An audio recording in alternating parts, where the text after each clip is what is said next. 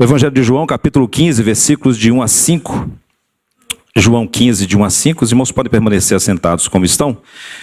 Nós faremos essa leitura inicial, buscando exatamente compreender como esse texto nos ajuda a aprofundarmos essa nossa convicção de que, na dependência da presença e do poder de Deus e do amor que recebemos dele, como famílias, permanecendo fiéis em Cristo, nós podemos sim ser a resposta de Deus para esse tempo de incertezas.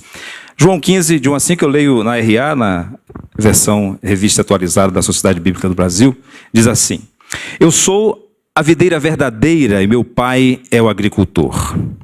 Todo ramo que estando em mim não der fruto, ele corta, e todo o que dá fruto limpa, para que produza mais fruto ainda. Vós já estáis limpos pela palavra que vos tenho falado. Permanecei em mim e eu permanecerei em vós. Como não pode o ramo produzir fruto de si mesmo, se não permanecer na videira, assim nem vós o podeis dar, se não permanecerdes em mim. Quero convidá-lo a lermos juntos o versículo 5.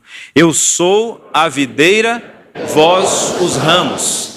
Quem permanece em mim e eu nele, esse dá muito fruto, porque sem mim nada podeis fazer. Deus nos abençoe com a compreensão da sua palavra nessa manhã. Eu creio, meus irmãos, piamente que a visão bíblica para a vida cristã, para o discipulado cristão, é a mesma para a família. A Bíblia não tem uma teologia para a família diferente do que vem a ser para a vida cristã, para o discipulado. E a visão que nós encontramos revelada nas Escrituras é que a vida cristã tem como base, tem como fundamento, assim como nós cantamos nesse culto, tem a sua firmeza no relacionamento pessoal, íntimo e contínuo com o Senhor Jesus, que está presente em nós pela habitação, pelo poder do Espírito Santo. Assim também a família que enfrenta esse tempo de incertezas, os seus desafios, encontra a mesma base, o relacionamento de cada um de seus membros e da família como um todo, estruturada para, a partir de Cristo, viver a dinâmica do lar, para com Cristo enfrentar os desafios e fazer tudo para Cristo. Então nós temos essa mesma base. Contudo, assim como individualmente, como discípulos de Cristo, nós podemos nos desviar desse caminho, que é o Senhor Jesus, e vivermos até mesmo a vida cristã de acordo com o nosso próprio esforço, baseados em nós mesmos. A família também pode sofrer esse desvio. Existem, meus irmãos, famílias cristãs que estão esgotadas, porque estão buscando satisfação em fontes que são temporárias e são parciais. No consumo, por exemplo, ou na ascensão social, ou no entretenimento, e vivem em função de uma próxima festa, ou de uma próxima viagem, ou de um próximo bem que vai adquirir. Às vezes até deixando de considerar que nesse nosso sistema econômico, a obsolescência, ou seja, as coisas vão deixando de ser atuais e vão virando vintage, ninguém quer ser desatualizado. Então, uma grande empresa decreta que aquela versão do telefone ou aquele carro já não terá mais a assistência técnica, não terá mais a oferta de uma manutenção, de uma garantia, então você é obrigado a buscar um outro bem, ou então um próximo empreendimento, um próximo projeto. E muitas famílias, inclusive cristãs, estão vivendo em função desse tipo de fonte, porque isso também serve como uma resposta social. É seguir um determinado padrão cultural ou econômico que pode comunicar socialmente que a família está bem e que ela é bem sucedida. E esse conceito de sucesso tem sido a fonte que tem atraído muitas famílias, inclusive cristãs. Famílias cristãs que estão escravizadas, por outro lado, talvez pela hipocrisia, vítimas da escravidão de um sistema de camuflagem religiosa e cultural, onde vale muito mais parecer que você está dentro de um padrão que é esperado. para evitar a cobrança, o medo de ser rejeitado, de você não ser considerado uma família tipicamente cristã, tradicional. E eu vejo muitos, hoje inclusive no meio evangélico, defendendo a família, mas no fundo, eu percebo medo de serem reprovados, porque estão fora de um padrão. Mas não é um padrão que deve alimentar, que deve ser a base. Cristo, sim, deve ser a nossa fonte. Por quê? Assim como no discipulado, uma vida em busca de satisfação baseada em si mesmo, no seu próprio esforço, no legalismo, leva apenas a dois caminhos inevitáveis, que é ou o esgotamento ou a hipocrisia. A família cristã também deve estar muito atenta a isso. E a palavra de Deus nessa manhã nos convida a refletir sobre o único caminho, sobre a única rocha, sobre aquele que pode ser a base, o fundamento para a nossa família. Por isso nós queremos meditar nesse texto que fala sobre discipulado, que fala sobre vida cristã, que fala sobre a visão de Jesus acerca do relacionamento com Ele, aplicando à família, para respondermos a uma pergunta fundamental, talvez a única pergunta que nos interessa nessa manhã. Como nós poderemos gerar ou manter o amor que vamos compartilhar no ambiente familiar? De onde vem e como pode ser mantido? De nós mesmos? Da nossa capacidade intelectual? Dos nossos recursos? Da nossa tradição familiar? Da nossa vinculação a uma denominação, a uma igreja? Ou a partir do nosso relacionamento com Cristo, esse amor venha a fluir? E Ele mesmo, que é a fonte desse amor, manter o amor sendo disponível nos relacionamentos familiares. Voltemos, meus irmãos, a este capítulo. Nós não iremos passar por todos os versículos, mas nos interessa esses primeiros 5 versículos, porque aqui o Senhor Jesus, com as suas palavras, já define algo fundamental para a continuidade do relacionamento dele com os discípulos após a sua morte, ressurreição e ascensão. Vejam, ele está vivendo um momento, segundo narra o Evangelho, decisivo. Um momento de despedida. Um momento anterior, imediatamente anterior à sua morte. Então os discípulos estão praticamente em pânico, porque eles não sabem como será um relacionamento a partir daquele momento. E Jesus então diz: eu sou a videira, vocês são os ramos. É a partir desta imagem, é a partir dessa revelação que Jesus estabelece para os discípulos qual deve ser a visão deles acerca do relacionamento. E a partir dali, eles continuariam, mesmo com a ausência física de Jesus, a viverem na mesma dimensão da dependência do poder de Deus. O propósito do Evangelho de João está no capítulo 20, acompanhe comigo, por favor, capítulo 20, versículo 30 e 31.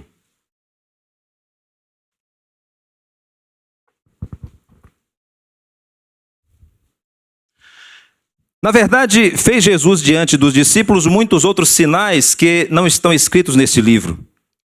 Estes, porém, foram registrados para que creiais que Jesus é o Cristo, o Filho do Deus vivo, e para que, crendo, tenhais vida em seu nome.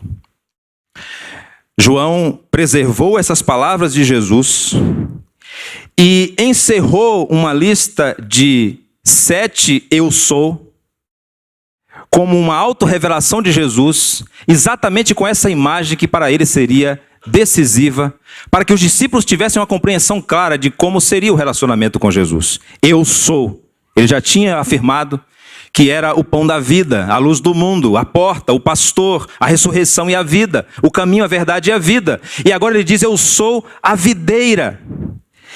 E João faz isso, compondo o seu evangelho, porque ele tem como objetivo fortalecer os irmãos que estão vivendo na última década do 1º século, estão sendo ameaçados por perseguição, mas também pela infiltração de heresias acerca da natureza de Jesus, de quem era Jesus, a sua humanidade, a sua divindade.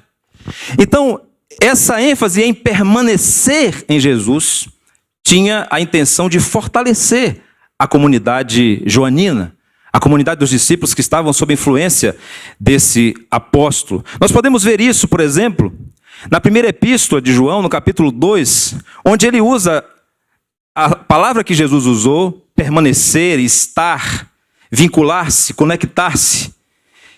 Em 1 de João, capítulo 2, versículo 27, nós lemos: quanto a vós outros, a unção que dele recebestes permanece em vós.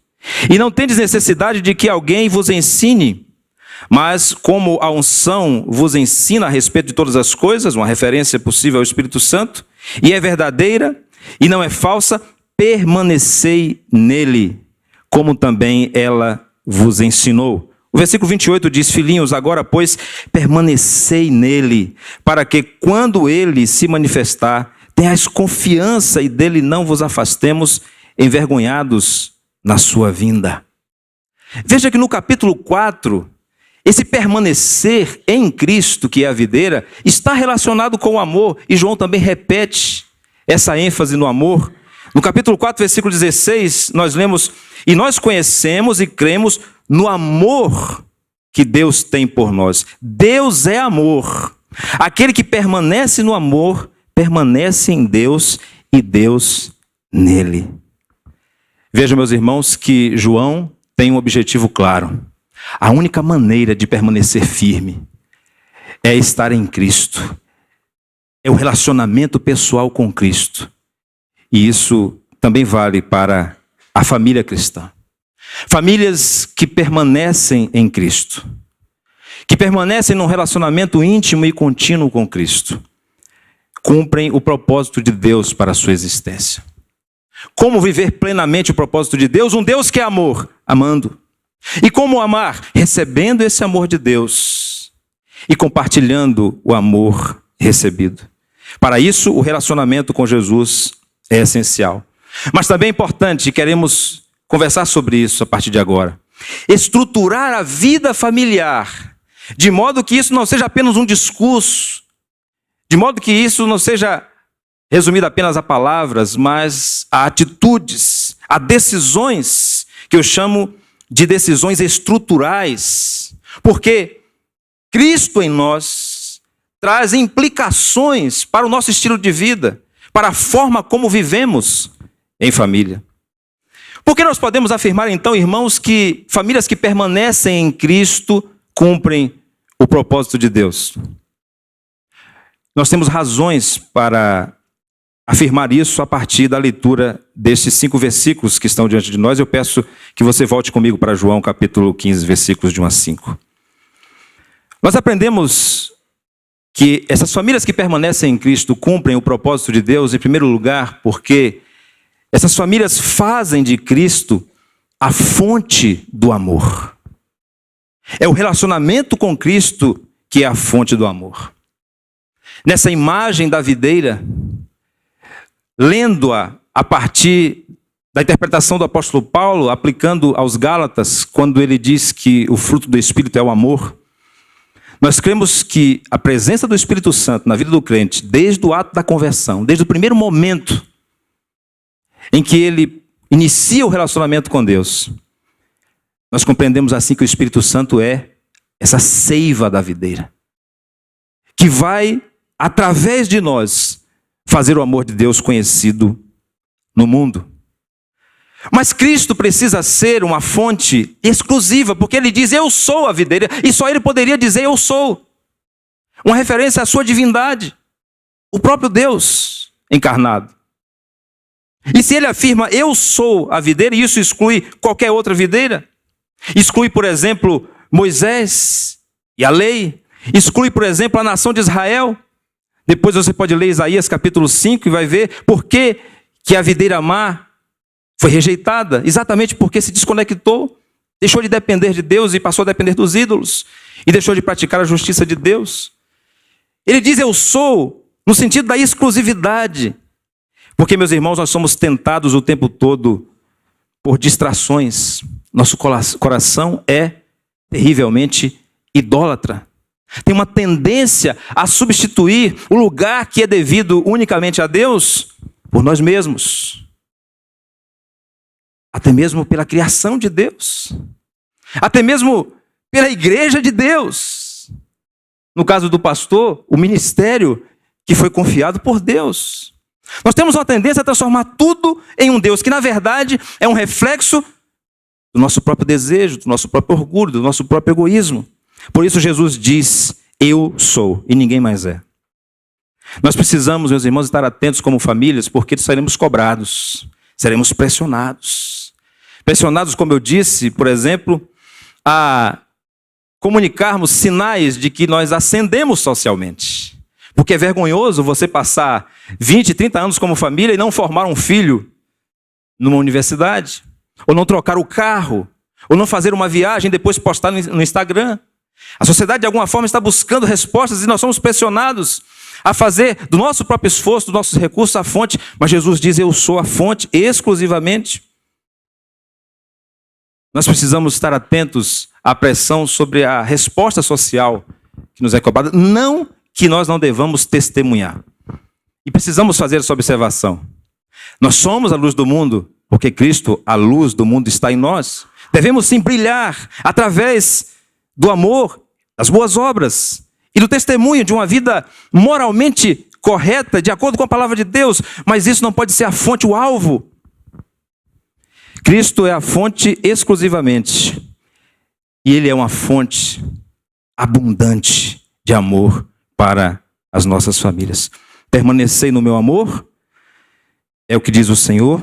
Mas vejam, no versículo 9 ele diz, no seu amor permaneço. Vamos ler versículos de 9 a 12.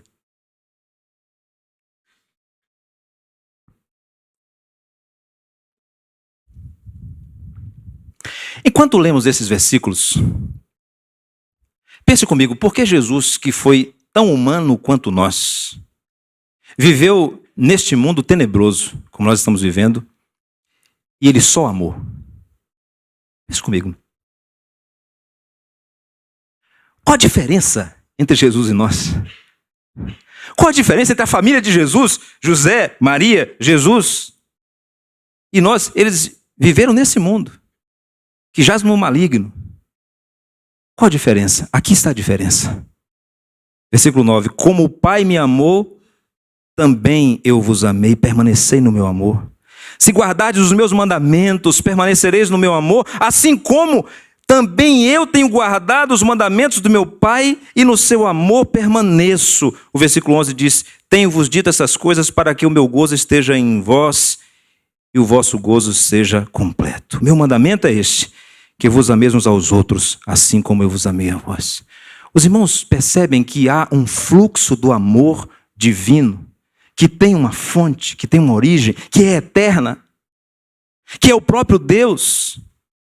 E Jesus, como Filho de Deus, nesse evangelho sendo revelado como Filho unigênito, o único gerado, que é o próprio Deus, gerado pelo amor de Deus, Ele traz essa vida gerada, não apenas criada, não apenas biológica, finita, mas a vida de Deus. Por isso Ele diz, eu sou a vida, e Ele traz então o amor de Deus, e se satisfaz nesse amor continuamente. Por que Jesus amou nesse mundo que nós estamos vivendo? Porque Ele dependia desse amor que recebia do Pai, porque Ele viveu uma humanidade real como nós. Ele nos ensinou como viver nesse mundo, na dependência total do amor de Deus. Ele viveu a partir de uma fonte abundante. E aqui há algo muito importante para você compreender na organização da sua vida familiar para 2024. É o encontro entre o eterno e o diário. É o encontro entre o que Deus lhe oferece de uma fonte abundante, inesgotável, todos os dias, e a porção diária que você precisa receber pela fé. E você não poderá mais dizer que é impossível amar, que é impossível perdoar, que é impossível ter paciência, que é impossível ser agradável. Você não vai poder mais dizer. Porque se você viver em Cristo, se você permanecer em Cristo, você desfrutará de uma fonte abundante, continuamente, o eterno vivendo em você, e você fazendo com que o eterno seja visto e disponível um dia de cada vez, na sua dinâmica de vida familiar. E você vai renovando esse compromisso com o amor de Deus, essa aliança de amor com Deus, todos os dias. Uma experiência da infância me ajuda a entender isso. E é por isso que eu gosto de repetir. Os irmãos também serão vítimas, vão ouvir essa história muitas vezes. Porque eu ia para a roça, irmão Timóteo, nas férias, para a casa da minha avó materna. E lá, irmão Selen, era assim. A irmã Miriam já deve ter ouvido essa história. Era assim, não tinha água encanada. Então, a minha avó, com muito esforço, a ajuda dos filhos, conseguiu mangueiras para, através da gentileza de um vizinho, trazer de uma fonte que tinha em cima de um morro. A cultura do cacau no sul da Bahia preserva a Mata Atlântica, então sempre tem uma nascente lá em cima do morro. Ela conseguiu trazer daquela pequena represa água potável e veio amarrando as mangueiras até chegar perto de casa. Só que tem um detalhe, e eu demorei para aprender. Aquela torneira no fundo da casa da minha avó, ela não podia ser fechada.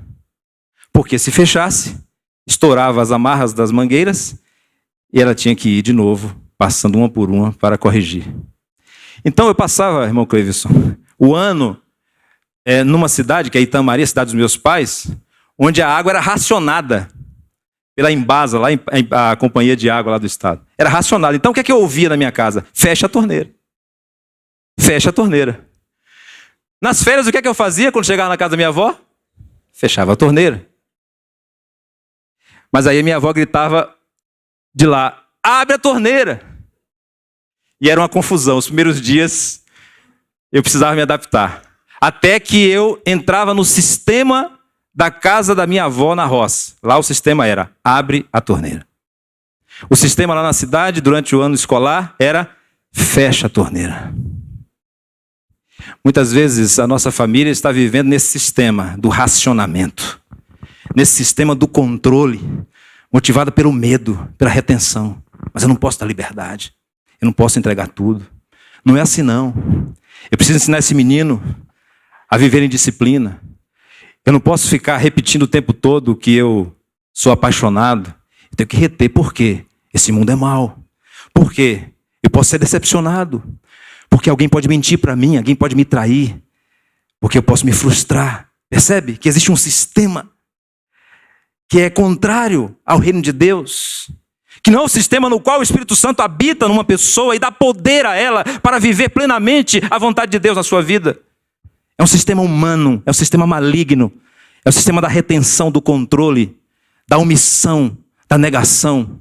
Mas existe uma outra possibilidade para viver em família. E a possibilidade é essa. Jesus disse, eu sou a videira verdadeira, o meu pai é o agricultor. E se você foi enxertado pelo agricultor na videira, você tem diariamente a seiva do Espírito Santo alcançando o seu coração pecador, fraco, limitado mesmo, mas transformando a sua vida e a partir da sua vida, a dinâmica da sua família, para a criação de um ambiente onde o amor de Deus seja conhecido, onde a resposta ao mundo seja dada, o amor fiel no lar. Então, o que fazer? Abrir a torneira. Compartilhar o amor. Transbordar do amor de Deus. Em cada oportunidade aqui, cria-se uma dinâmica para o seu dia a dia, como esposo, como esposa, como filho, como avô, como tio, como irmão. Cada oportunidade é uma responsabilidade. Cada oportunidade de dizer uma palavra, de transmitir cuidado através de um gesto, cada oportunidade é uma responsabilidade, porque agora é possível. Porque você não pode, mas Deus pode.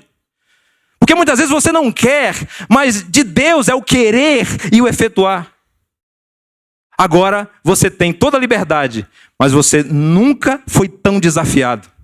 Porque os mandamentos de Deus exigem de você tudo. Por quê? Porque antes a graça de Deus lhe ofereceu tudo. Jesus disse, eu sou a fonte do amor. Não vai faltar amor no seu lar. O amor é o recurso mais abundante do universo, porque Deus é amor.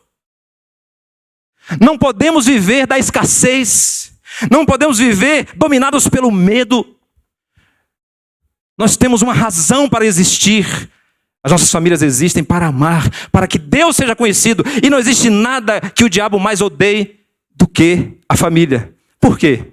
Por causa da família em si? Por causa da instituição? Por causa do padrão que se criou na sociedade e transmitido culturalmente? Não! Porque o diabo odeia o amor, porque Deus é amor. E como é que você vence o diabo? Amando. Porque amar é isso que Jesus diz aqui. O meu mandamento é este, que vos ameis uns aos outros, assim como eu vos amei a vós. Depois que você descobre a fonte, e descobrir aqui no sentido não apenas de um conhecimento superficial, mas de uma experiência real, conhecer de viver a partir da fonte. Depois que você descobre essa experiência, a sua família passa a funcionar de um jeito diferente.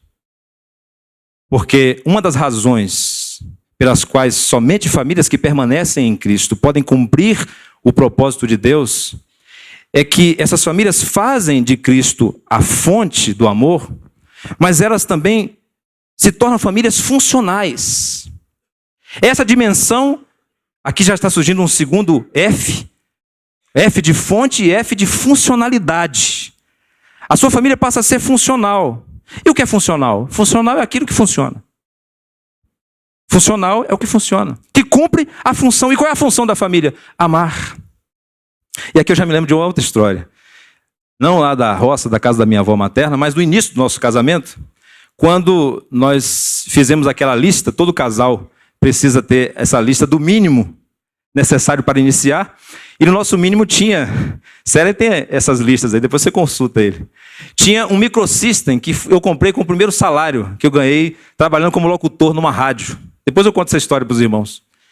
Mas esse primeiro microsystem que eu comprei foi o meu patrimônio. Eu declarei, tombei e dei entrada no contrato com esse patrimônio. Acontece que esse som era muito importante para nós, porque a gente tinha alguns CDs, nós somos desse tempo, viu, gente? Tempo do CD. E a música sempre estava tocando em nossa casa. Mas aconteceu que aquele microsystem, aquele aparelho, começou a falhar. Então a gente usa aquele velho método pré-histórico de dar uma pancada, de sacudir. E ele voltava e tal, mas teve uma vez que ele não voltou mais. Então, início de casamento, o marido precisa mostrar serviço, então eu disse, eu vou abrir o microsystem e vou ver o que é que tem. E eu corria um grande risco, porque toda vez que a gente abre alguma coisa, depois que monta, sobra um bocado de peça, a gente não sabe para que serve. Mas eu descobri lá algo que me surpreendeu. Tinha uma colônia de formigas dentro do som. Então, elas estavam comendo aqueles componentes. Aquela massinha, eu nem sei como é que chama aquilo. Aquilo para elas era a sobremesa. Elas corriam o mundo todo, depois voltavam para a sobremesa. E elas estavam danificando aquele aparelho. Aquele aparelho de som deixou de cumprir a sua função, que era tocar música, para ser um condomínio de formigas. Mas ele não foi feito para isso.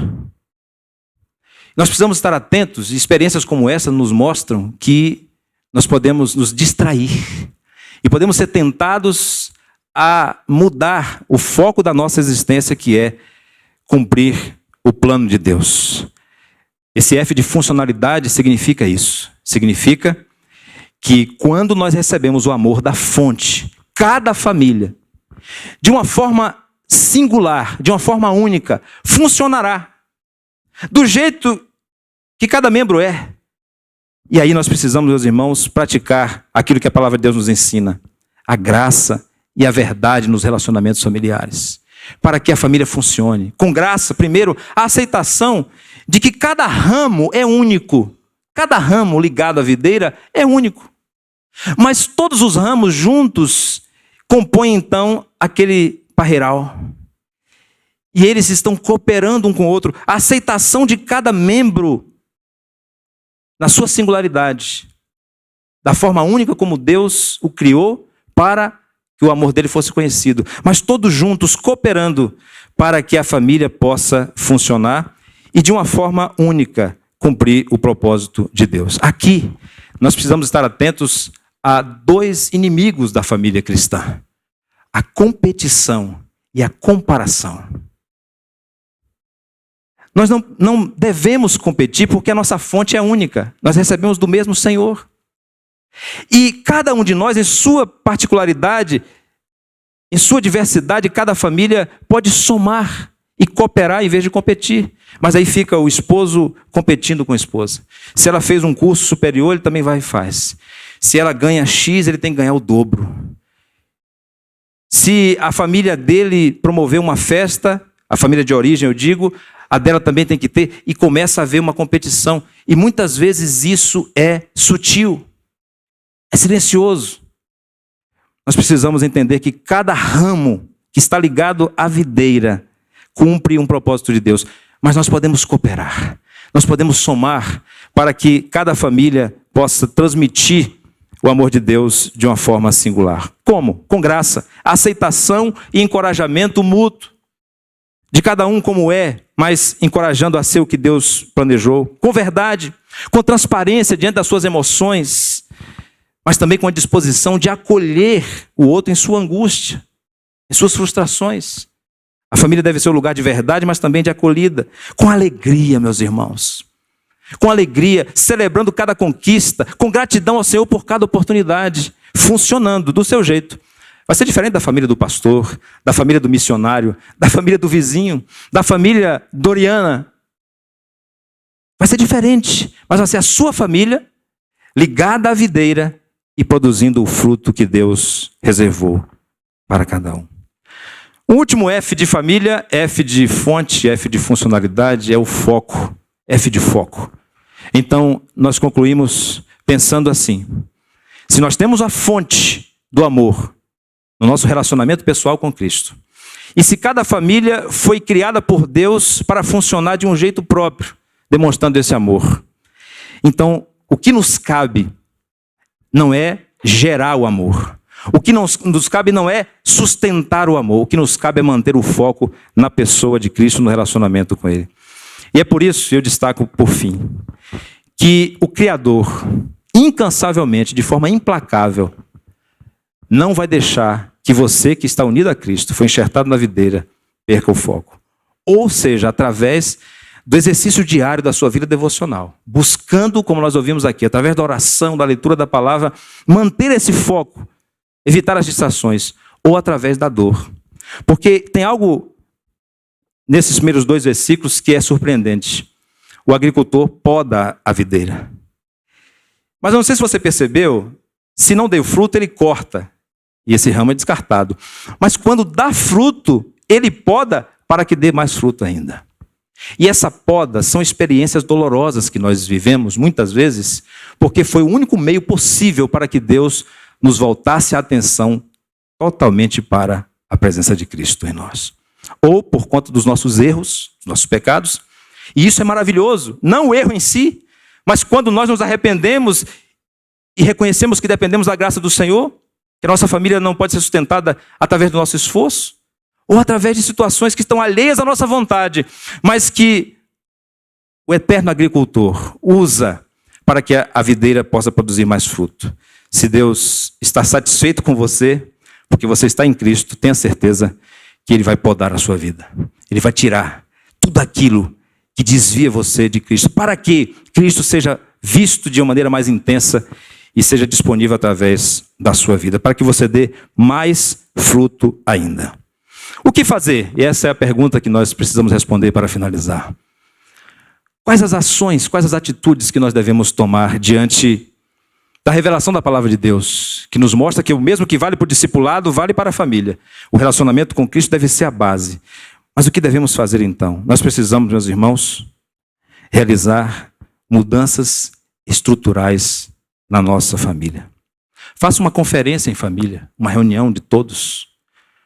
Agora, nesses dias, nesse recesso de carnaval, em algum momento, desde que cada um compartilhe os seus sonhos, os seus desejos, seus projetos, e use um critério para as decisões que você precisa tomar. Isso vai nos levar para o centro, que é Cristo. Isso vai levar a nossa família a viver mais intensamente o relacionamento com Cristo e a compartilhar Ele com o mundo? Ou isso é fruto da vaidade? Ou isso é fruto do medo? Eu preciso fazer esse curso, por quê? Porque assim eu vou glorificar mais a Deus? ou porque o meu colega, lá na repartição onde eu estou, também fez. Se eu não fizer, numa próxima demissão, eu vou e ele fica. É por isso. Falta confiança em Deus, então. Então, reúna a família e faça os cortes. Elimine aquilo que não leva você a um relacionamento mais profundo com Cristo. E classifique o restante com prioridades na sua vida. Renove como família o seu compromisso diário em receber da fonte que é Cristo e não de outra fonte. Como é que você faz isso? Cultivando uma vida devocional em família. Falamos aqui do culto doméstico também. Para que você nunca mais possa nem sequer pensar: eu não sou capaz de perdoar, eu não sou capaz de me reconciliar com aquele membro da minha família, eu não sou capaz mais de tratá-lo dessa forma. Não, você não vai poder mais dizer isso. Porque você tem uma fonte abundante no seu coração, na sua vida, diariamente. Exercite, por fim, a aceitação e o encorajamento de cada membro da família. Porque cada família tem um jeito próprio de funcionar. E a sua família foi escolhida por Deus para revelar o amor dele a este mundo mau de uma forma singular. Que Deus nos abençoe. E que neste ano nós possamos viver isso que Jesus disse: sem mim, nada podeis fazer. Essa é a verdade da palavra de Deus para a nossa vida nessa manhã.